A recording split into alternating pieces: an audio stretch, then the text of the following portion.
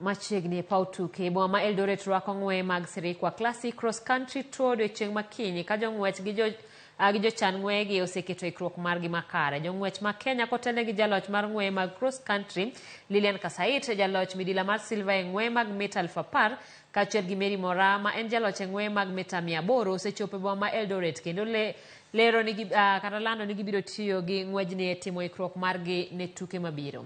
Ng'weyegi oywayo jotugo 29 mawuok e pinje maoko. Jobag tukegi kotelnegi kod Director Barnabas Korir olero ni ng'weye mag Sirikwa biro chiwo thuolo ne johera mag tuke ng'wech neno jotugo magihero.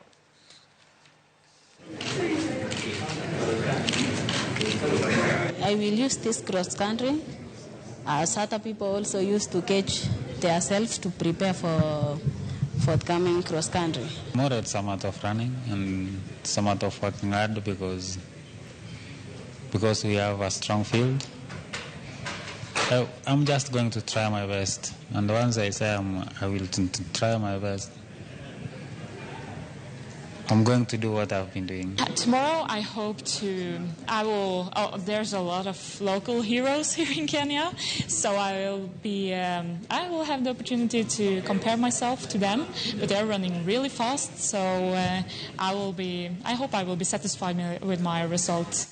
E tuke mag Kenya Premier League ni klab mar Gor Mahia biro dhi nyime gi manyo kombe margi mar 21 e tuke adhula lig